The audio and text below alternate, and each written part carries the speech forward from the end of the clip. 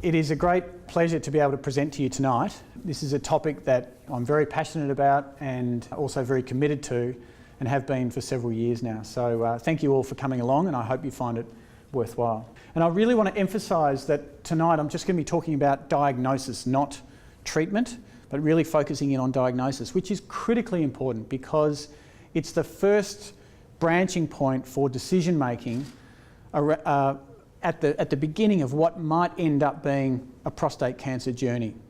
And so everything follows on, of course, from that initial diagnosis.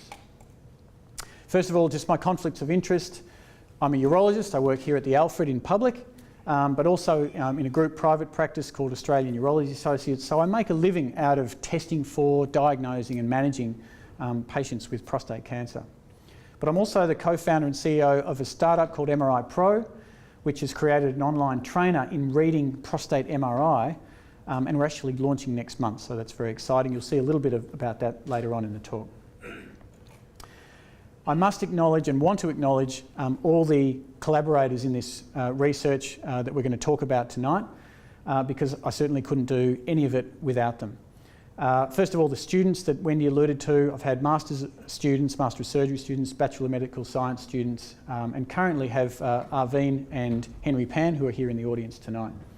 And of course my colleagues, there's Peter Royce, who's been a great mentor, who's the head of the Urology Unit here at the Alfred. And you'll see on that list of colleagues there's urologists, but there's also nuclear medicine physicians and radiologists and a pathologist. So it's a very much a multidisciplinary research team that we have worked together with. So I'm sure you'll remember this. Apologies to Paul Keating. So this is a kind of a revolution in prostate cancer diagnosis that we really had to have. But why? Why did we have to have it?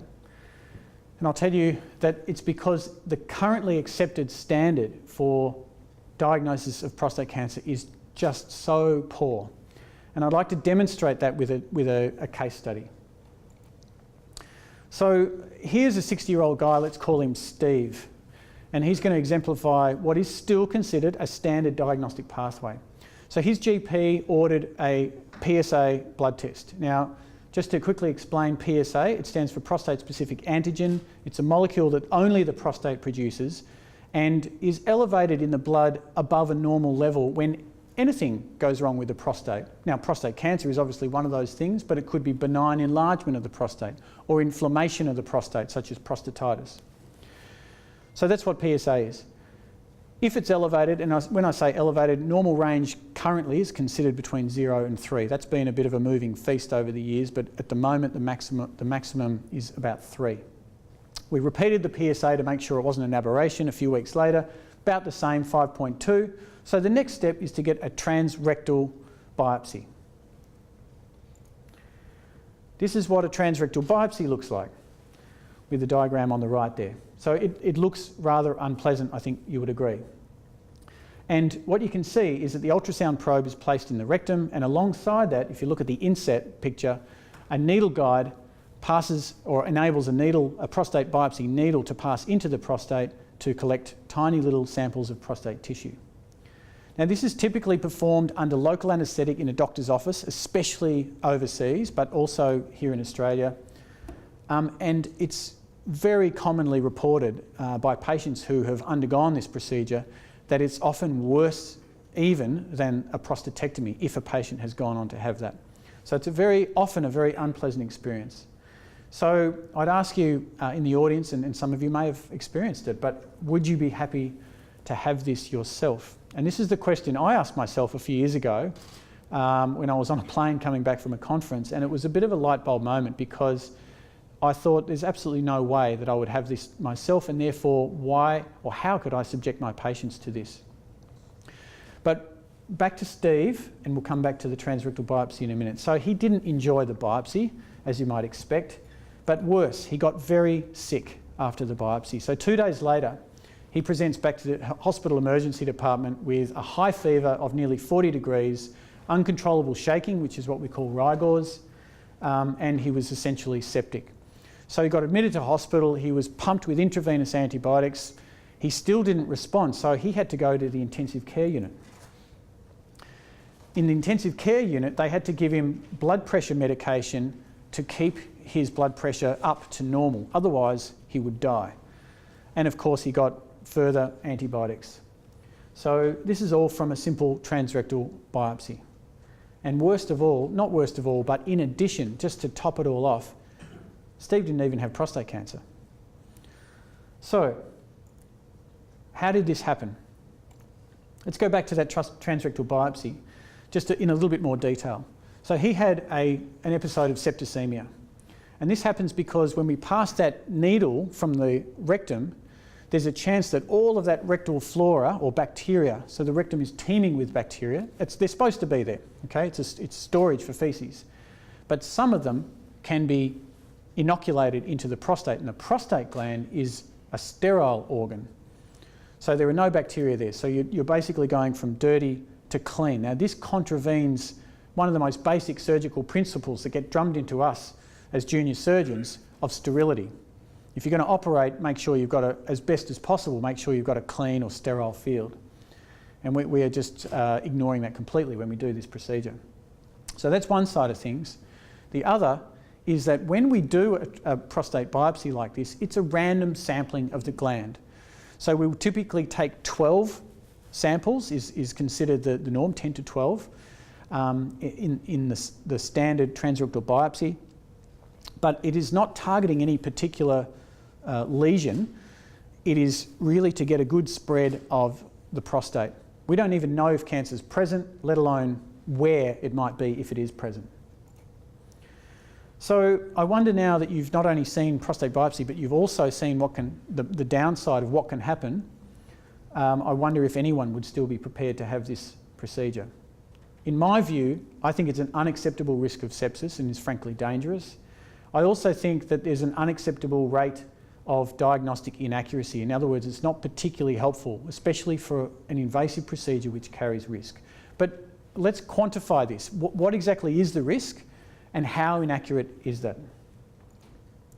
So we did a statewide population study in Victoria that was published in the British Journal of Urology in 2014. And this covered a 5-year period, and this was in collaboration with the Victorian Department of Health, looking at all men in the system who had undergone a transrectal biopsy. So there were 35,000 patients in this study, and we found that 1.7% of them over the whole period, which equates to 600 or so men, actually had to come back into hospital with a septic or at least a severe infection. So we're not talking about a urine infection or a mild prostatitis that might be able to be treated in the community by a GP. These guys are all sick enough to come back into hospital. That's not to say they're all going to ICU, but these guys are sick. And we used to see them all the time when we were doing transrectal biopsy. They'd be a regular on the ward. There'd be another trust biopsy sepsis patient. So in the final year of that study, 2%, so just above the 1.7, actually were fitting into this category. So 1 in 50 guys coming back with a severe infection. And finally, I'd like you to note that last stat, which is 43% of these guys, the biopsies were negative for cancer. Now, 43% of 35,000 patients. We're going to come back to that when we talk about diagnostic accuracy in a minute. But we're really just focusing on the infective complications. Now, when we do a transrectal biopsy, it is standard practice to give prophylactic antibiotics. So that is either a day or 3 days of an antibiotic which we think will best prevent an infection. And that happens to be ciprofloxacin, which is a broad spectrum antibiotic. But despite the use of this, we were still seeing. So all of these patients would have had a form of antibiotic prophylaxis. But we're still seeing that 2% rate of sepsis. So what would we as clever doctors do if this is happening? Well, just hit them with harder antibiotics. And that's what we were seeing. So we also did a study, which I'll show you in just a moment. These harder or stronger antibiotics, if you like, are called Carbapenems, an example of which would be Meropenem. These are really our last line of defence type of antibiotics. The World Health Organization implores us to avoid the use of these antibiotics in order to prevent an antibiotic called CRE, which are the true superbugs. CRE has a mortality rate the same as Ebola virus if it gets in your blood. And that is about 50%, because there really are no effective antibiotics to treat CRE. So the more we use carbapenems, the more we are enabling bacteria to become resistant and forming CRE. We saw a bit of use of this type of antibiotic in one of the institutions here in Melbourne, so we studied it. And again, over a 4-year period, this time we looked at, this is a high volume centre, 2,000 men having transrectal biopsy in just one hospital. And we saw that over that period, the use of carbapenems went from nothing to 13% over that period. Now, this is not to treat patients, this is just to try and prevent a possible infection. Now, it worked. None of those patients actually got septic, but in terms of what it means for medicine and what it means for the broader community, I don't think it is justifiable or sustainable. I kind of liken what we do with transrectal biopsy to an example of being the poultry industry in India. And this was an article written in Bloomberg News about 2 years ago. Now, the sub-editors obviously had a bit of fun with the actual headline. It's a pretty good one. Antibiotic apocalypse fear stoked by India's drugged chickens. Sounds pretty dramatic. But it's actually true. These chicks, thousands upon thousands of chickens, are drinking out of that water the same antibiotic that we use in transrectal biopsy. And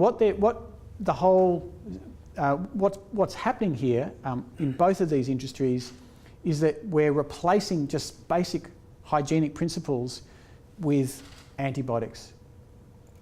And as you can see, there's clearly a lack of hygiene, and this was in that same article.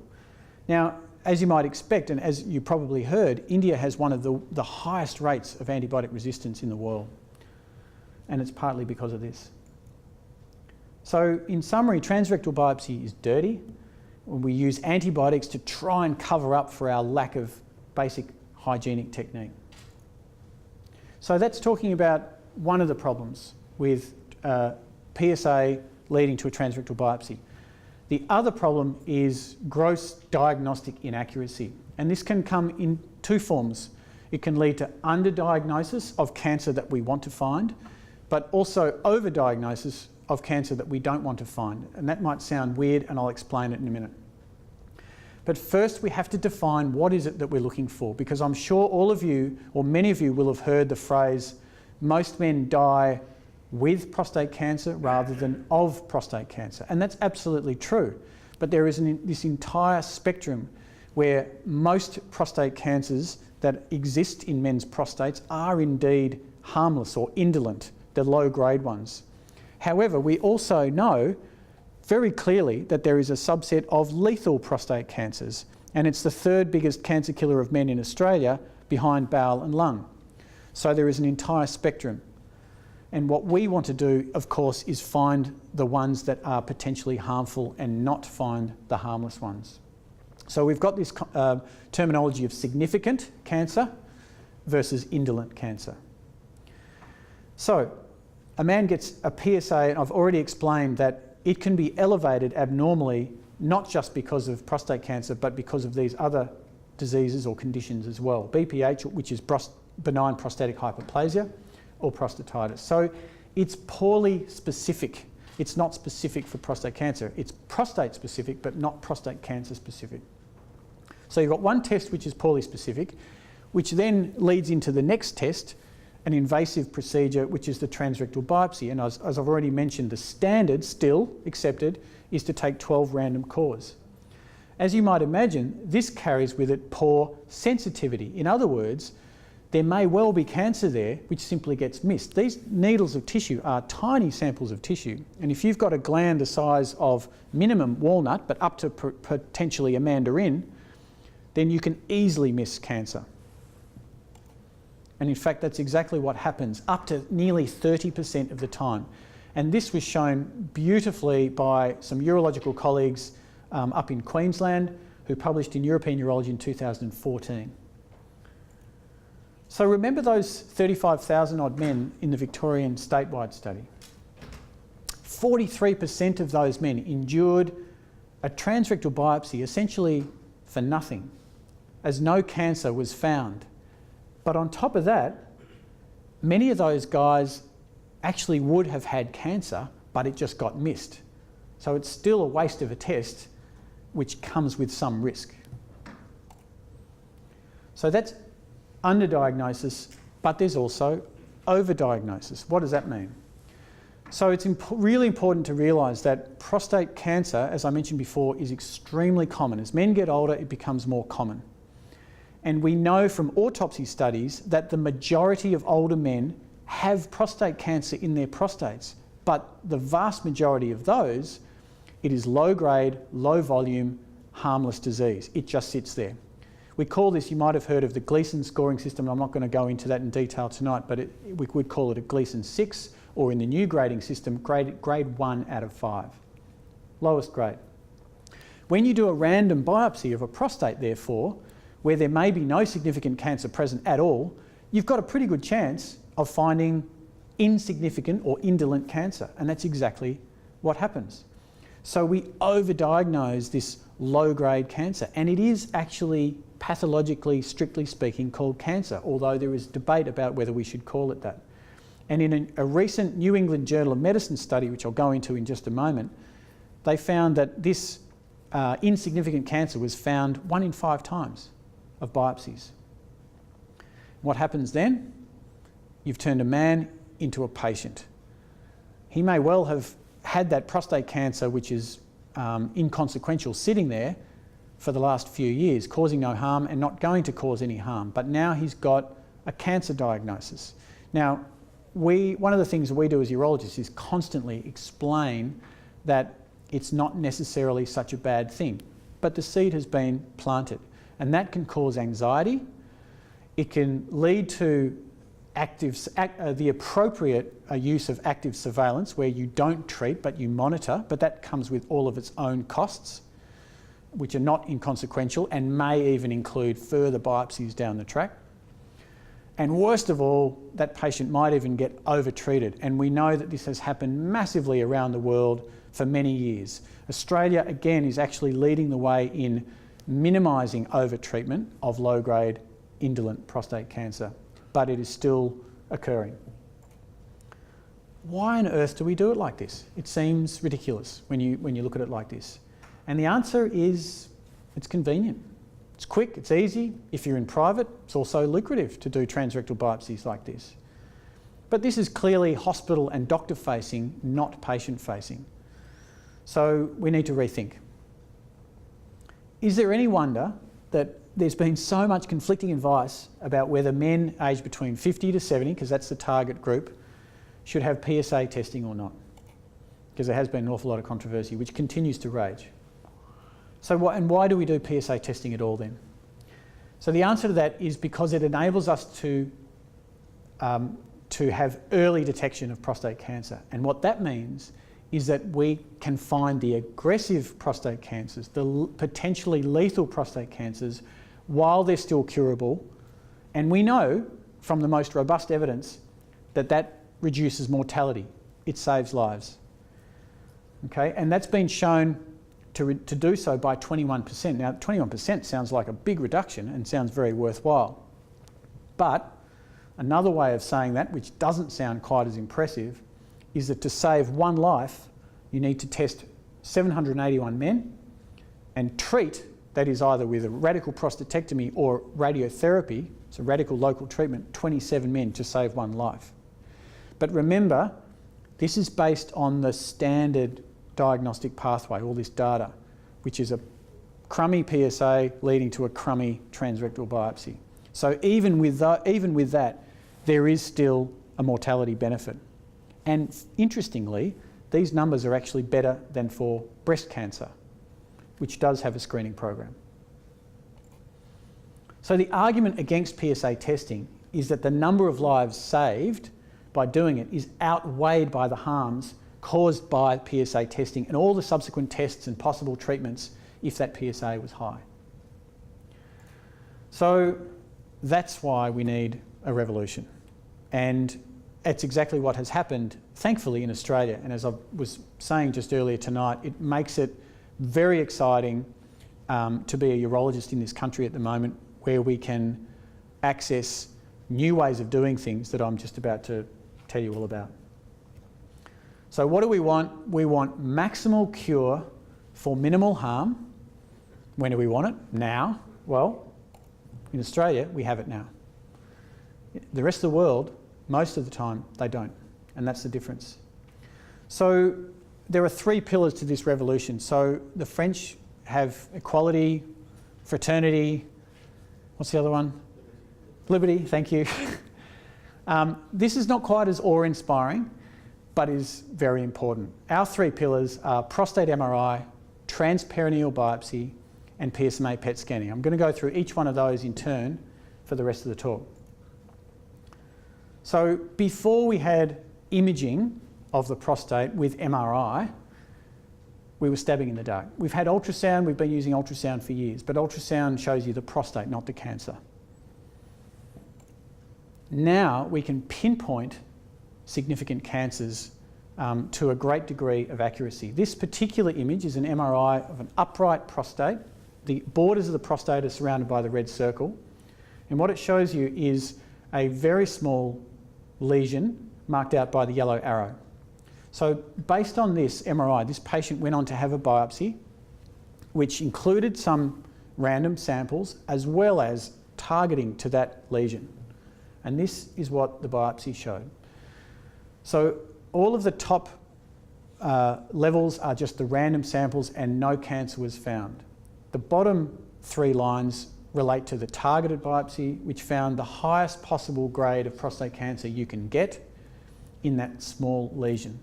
So this is an extreme example, and I have to say this is the only one where I've seen a Gleason 10 picked out by an MRI, but it demonstrates beautifully the potential value and power of using an MRI before getting a biopsy.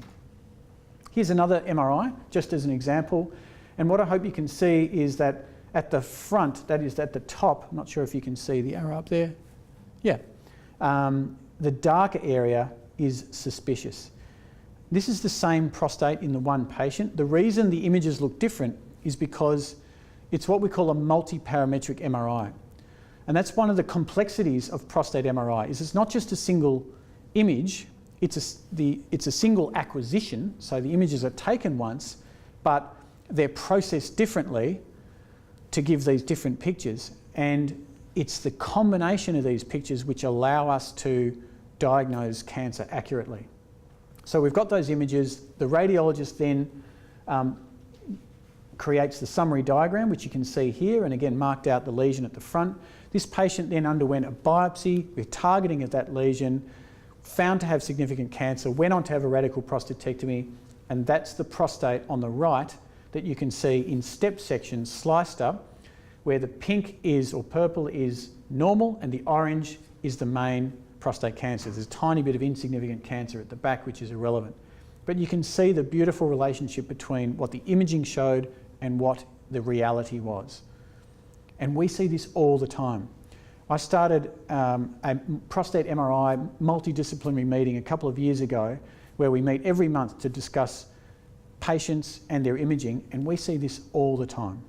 There are exceptions, but this is definitely the majority.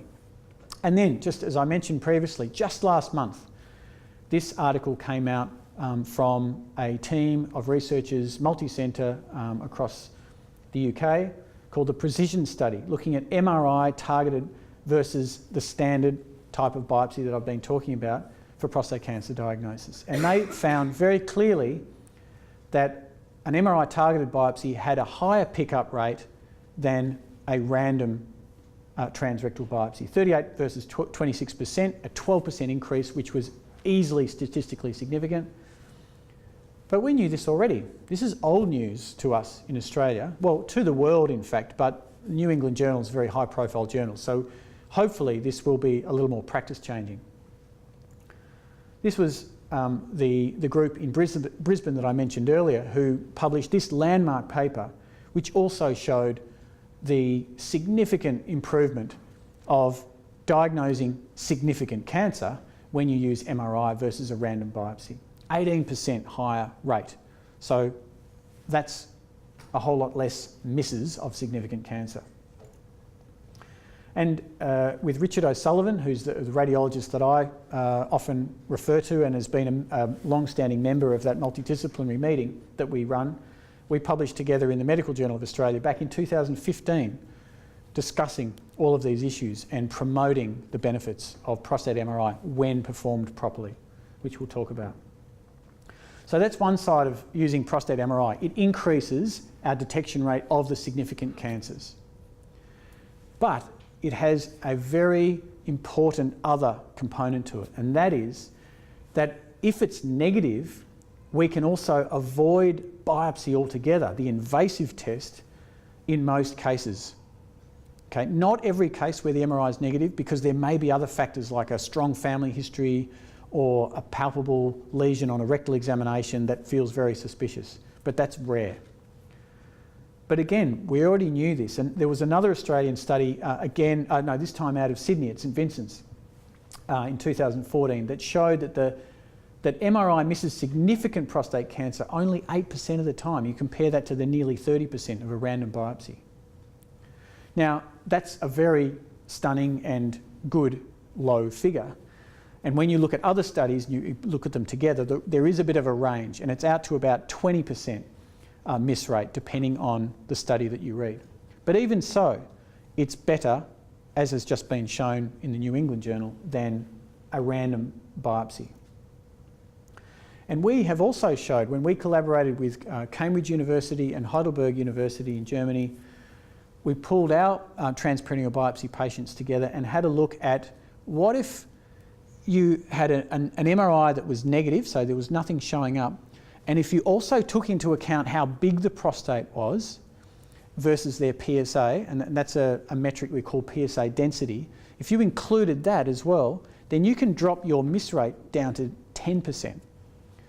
So you're back to that 8% that the guys in Sydney were able to get. So either way, you're still getting very good rates. Now, remember, we're not comparing to perfect, we're comparing to what the current standard is.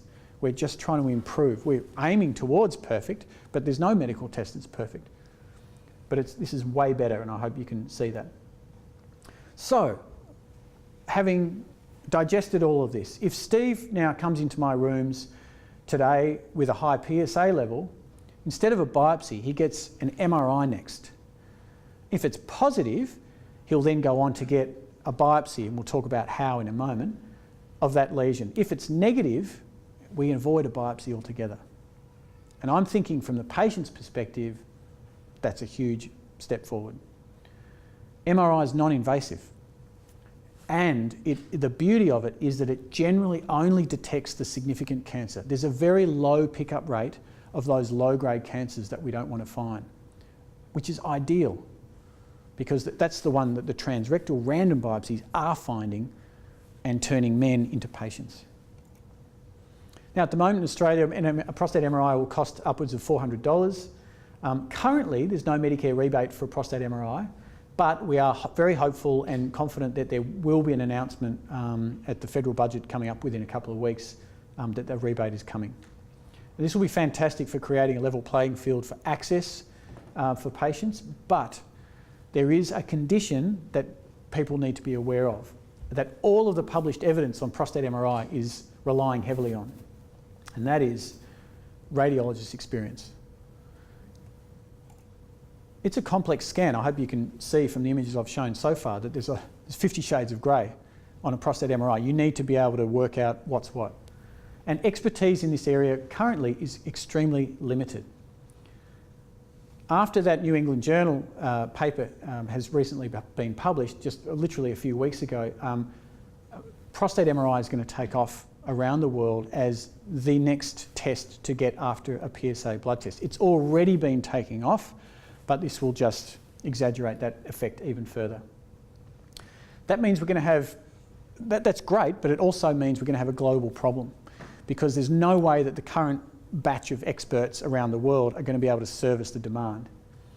So what we need is a global solution where we can train radiologists and urologists, because they'll need to cross-check the images to make sure that the radiologists are correct, to read prostate MRI accurately. And to do that, just like so many other things in medicine, you just need case volume But to accelerate that learning, you want immediate feedback. You don't have to wait 2 weeks. That currently happens in real life. A radiologist reports an MRI, doesn't get an answer on the biopsy. If it's a positive, doesn't get an answer on the biopsy for maybe a few weeks, or if at all. So you need immediate feedback. And of course, the way to do that to scale is by putting it online. And that's exactly what my colleague and I, so Rowan Miller, who's a radiology trainee, currently working down at Geelong, so couldn't be here tonight, have been working on for the last few months. This is an education program online which we plan to launch in the next couple of weeks called MRI Pro, where 300 of the highest quality cases that we have from our own database, matched with histological, that is tissue verification, are set up in a question and answer format for radiologists and urologists to learn around the world. So they'll get shown these MRIs, they'll be able to scroll through all the images, and then they'll all be asked standard questions, such as how many lesions are there, if there's any, what's the extent, and importantly, whereabouts in the prostate. They'll have to nominate if it's positive, where is it? But they'll also have to answer if it's a negative case as well. And as soon as they press that submit button, they'll get told whether they were correct or not. They'll also get told, if it's positive, exactly where the cancer was by the tissue histology that you can see there, and then they move on to the next case. And all the way through, they'll be able to track their progress with another function on the program which can show how they're improving over time. So we're very excited about this.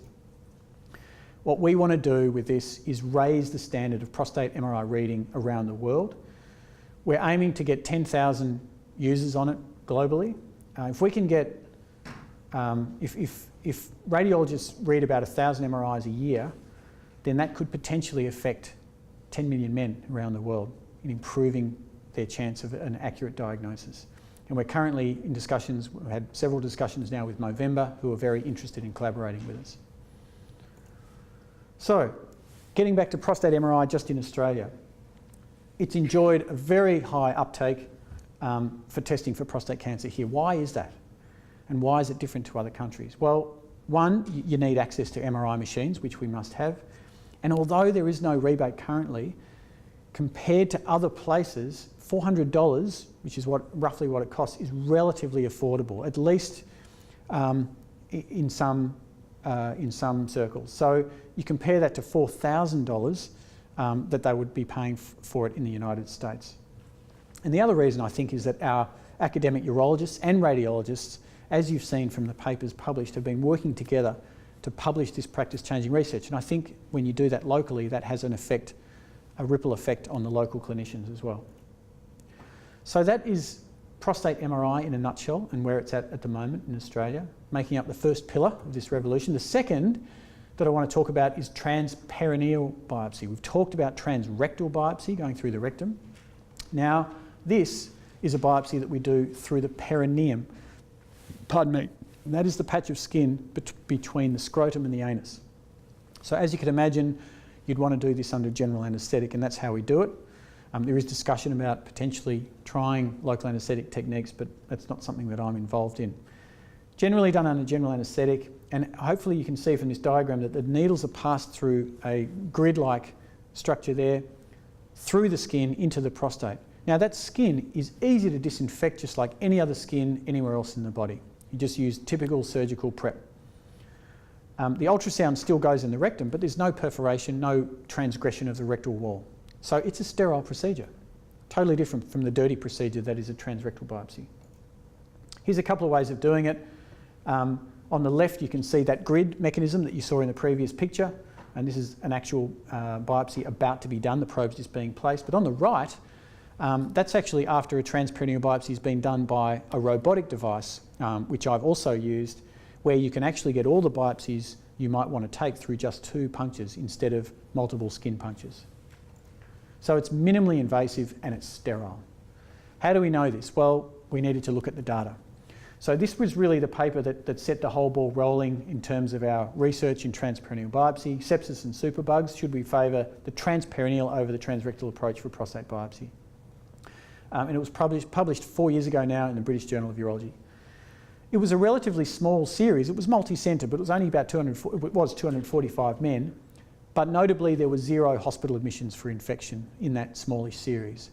In addition, the other component to this paper was the pooling of data based on a literature review of all the transperineal biopsy publications that included data on infection, and there were more than 6,000 men in all of those, and the rate of sepsis was less than 1 in 1,000.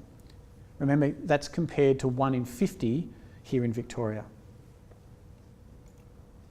So we've since published an update, and this was in the World Journal of Urology just last year.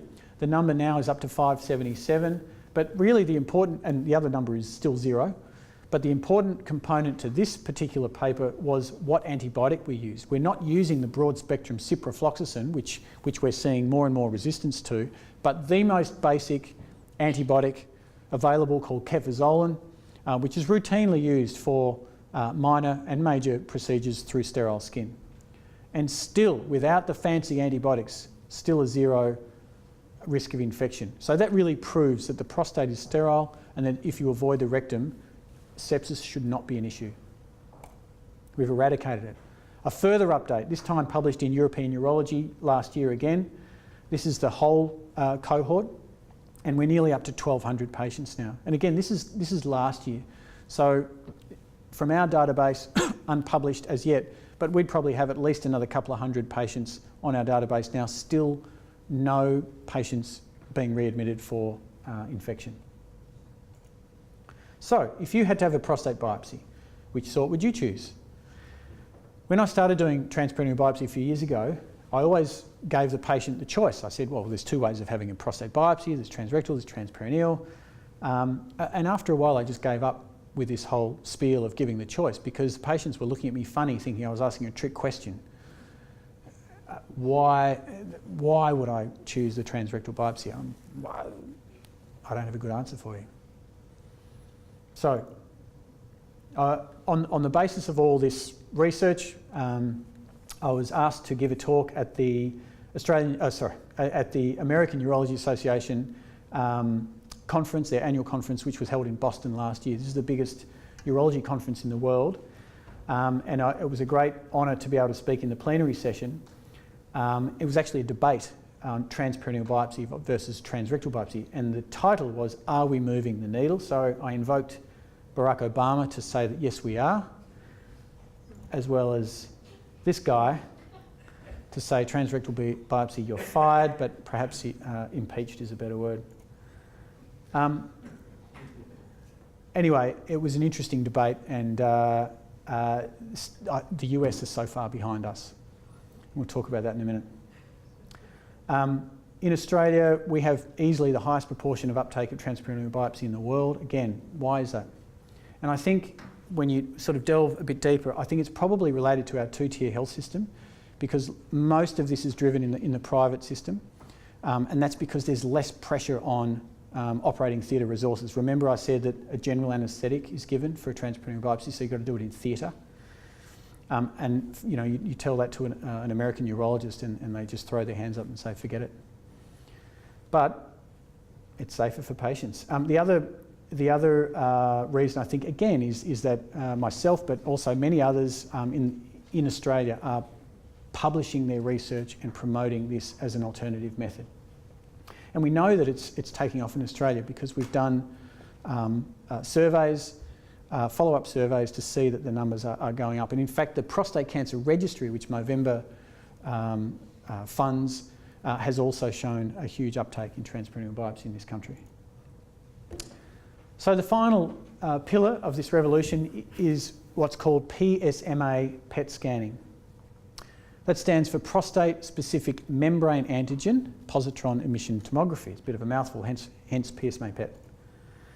This is what a PSMA PET scan can look like. And it's pretty impressive, and it's one of the true breakthroughs that we're seeing in prostate cancer diagnosis currently. Now, what you'll see in this rotating image is that there's a lot of dark areas. There's the kidneys, there's liver and spleen, for example, all lighting up. And if you look up in the head, the salivary glands are also lighting up. That's all expected and normal, and we need to just take that into account. But the other black dots that you see are not normal. So under the bladder, so I'll see if I can show you, the bladder is there, and underneath that you can see a prostate that is full of cancer, because PSMA PET is highly sensitive for prostate cancer, not just in the prostate but elsewhere. And these other black dots there, and right up here, which is just here in the neck, are all positive for prostate cancer. And none of these spots, apart from the prostate itself, were seen on standard imaging, which I'll show you in a moment. So when do we use PSMA PET?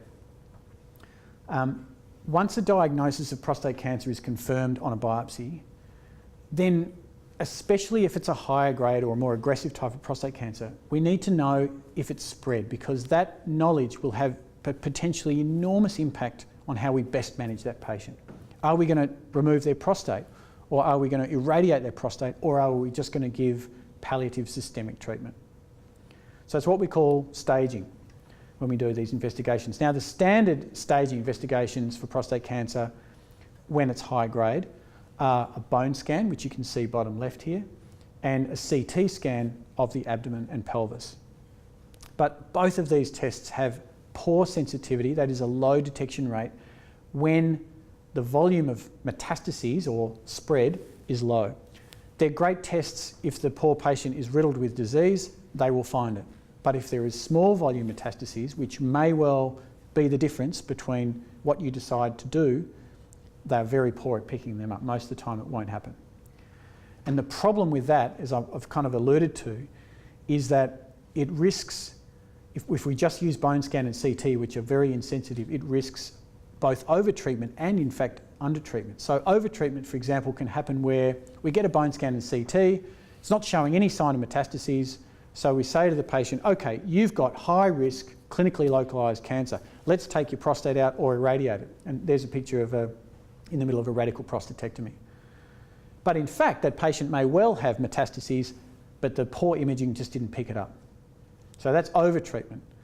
Under-treatment can happen when the same patient whose scans are negative may not get localised treatment, not because the scans are negative, but because we doubt so much the accuracy of the imaging. So let's say, for example, the guy had a PSA sky high at 70 or 80 or something, and a high Gleason score, so high-grade prostate cancer, but the imaging was negative. We'd be thinking, well, there's probably going to be cancer somewhere else outside the prostate. Let's just give him hormone therapy, which is not going to cure the disease. When in fact, if you had more confidence in your imaging techniques, then you would actually treat him appropriately with localised treatment. Because if he had better imaging, which could give you that confidence, then that's what the appropriate treatment would be. So PSMA PET has exquisite sensitivity, and like MRI in initial diagnosis, the more accurate information we have, the better our treatment decisions must be. Now, that is a statement based on logic rather than data. Outcome data for this is going to be years away, because prostate cancer is a longer term disease. And so we're not going to be able to prove that our changes in decision based on PSMA PET have made an improvement for some time. But it makes a lot of sense that that's the way it's going to be. So, what about PSMA PET in Australia? Again, massive uptake. So like MRI, although there's no rebate, it is relatively affordable, at least to the higher socioeconomic groups in Australia. Again, you compare it to what a PSMA PET would cost in the US. I had emails from an American prostate cancer patient wondering whether it might be worthwhile coming to Australia to get their PSMA PET because it would be so much cheaper than trying to find one. First of all, there's very rare access to it in the US, and it would also cost less. And I guess the other reason it's widespread here is that it's past the regulatory conditions. Now, I haven't looked into this personally, and I'm sure the nuclear medicine physicians will know much more about this, but whatever the reason, it's passed muster in Australia. And because as clinicians we have seen the huge disparity in sensitivity of PSMA PET versus the standard bone scan and CT, we've gone ahead and used it. And we've been doing that especially right here at the Alfred. We've been doing it for years, the last 2 or 3 years here at the Alfred, and have now protocolised our use of PSMA PET so that the right patients always get the scan. So we've looked at these 3 huge leaps forward in prostate cancer diagnosis, and this, to my mind, for this patient who has come in the door, is what I think represents now the optimal diagnostic pathway. This is a real patient of mine, not the guy in the photo, but these are images from a real patient of mine that I treated 2 years ago. So he came in with an elevated PSA. He was only 53. And the next step was to get an MRI. You can see the MRI up on the left there with the yellow arrow showing a darker area in the prostate suspicious of cancer. It's also been marked out by the radiologist on the summary diagram. That's very helpful actually, because it helps me to direct my biopsies to target that lesion as well. So I can see it in 3 different planes. So he went on to have a biopsy, a transperineal biopsy with targeting to that lesion. So minimal risk, maximal accuracy. And sure enough, in the target we found Gleason 4 + 3 = 7, or a higher grade of intermediate cancer. Now, in a 53-year-old guy, if this wasn't diagnosed, in a few years' time he'd come back probably with a bad back, which would be due to a MET or something like that. That's how patients were typically diagnosed before we had PSA testing. They'd come in with metastatic disease. Too late to cure. So this guy had MRI, transperineal biopsy targeted due to the MRI. Because it was a higher grade of cancer, I then ordered a PSMA PET scan, and that's what you're seeing bottom left. It may not project all that well, but the actual cancer has shown up beautifully in the prostate, so we know that this cancer is avid for PSMA, but it's shown up nowhere else. So this is far more accurate information than a bone scan or CT is going to provide us to tell us that there is no sign of any metastatic disease. It's not a guarantee. PSMA PET's not perfect either, but it is vastly better than our current standards. And so on the strength of that, we went on and performed a radical prostatectomy. And again, that is the actual prostate in slices, bottom right, with the orange depicting the cancer, perfectly matching the MRI and the PSMA PET scan. So, putting it all together, I hope you can see after what I've explained tonight that this is the revolution we had to have, and it's a shame that other countries aren't enjoying it yet, but I'm sure they will. This revolution comprises the use of MRI before a biopsy. If a biopsy is needed, then a transperineal biopsy, and then for staging of higher grade disease, a PSMA PET scan. And by using these, we can minimise risk to the patient by avoiding unnecessary invasive procedures and therefore avoiding the risk of sepsis as well. But even avoiding a transperineal biopsy, which doesn't carry sepsis, that can be avoided if the MRI is negative too, because it's still an invasive procedure. At the same time, we can maximise accuracy and thereby minimising both over-treatment and under-treatment.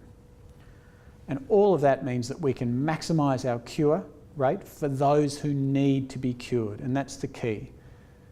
There's no glory for curing people who don't need to be cured, because when you cure them with surgery or radiotherapy, you are subjecting them to significant potential side effects. So if you're going to cure someone of prostate cancer, they better need to be cured. And this is the way to do it. So if you're being tested for prostate cancer, this is where you want to live at the moment. And I know this because not only from the literature, but also when we go out and discuss these issues with our colleagues from around the world, Copenhagen, where I've just come back from, about to go to San Francisco to the American meeting again. When we talk about what we do in Australia, there's always a look of envy because they just don't do it, hence the green. So we're in a very a very good position in prostate cancer diagnosis in Australia right now. But of course, we can always do better. So what do we need to do next? And these are my final comments. We've got to continue to collect and publish our own data. Having the luxury of this early adoption of these approaches that we have here in Australia, we are sitting on an absolute goldmine of data. And it's data that's world-leading information. So we can really put we already have to an extent, but we need to keep doing it, really put our stamp on the world in prostate cancer diagnosis because we've got this data. We should not just let it go to waste. And if we do this, we can then accelerate the transfer of what is cutting-edge practice into a new standard practice. Because still, PSA to trus biopsy or transrectal biopsy is considered standard practice. And until we get a good enough body of evidence together to then show that there's a better way of doing it, then it's going to be cutting edge, but it's not going to be standard. But we want everybody, all patients, to be able to benefit from these things. We also need, I think, to try and find a way of fast-tracking government analysis of cost effectiveness for these new technologies that have been identified as being far superior, so that all Australians through Medicare, for example, can access them. Because at the moment there's a huge disparity of what happens in private and what is able to happen in public because of the lack of rebate. Two other final points. I think we need to explore further the possibility of combining MRI with PSMA PET into a single test. And in fact, we're doing exactly that at Monash University with the Samurai study, which I'm leading at the moment. At Monash Biomedical Imaging out in Clayton, we have such a scanner. I think there's only 3 in Australia where we can do PSMA PET and MRI in the one scan. And you can see how they might complement each other from the images I've shown you. So we've already started that, but I think we need to go into that in much more detail. And finally, I think it's underpinning all of this is the need to advocate and at least start from a patient-centred or patient-facing approach, not the other way around, which is, I think, what we've been doing till now. Thank you very much for your attention, and if there's time, I'm very happy to take questions. Thank you.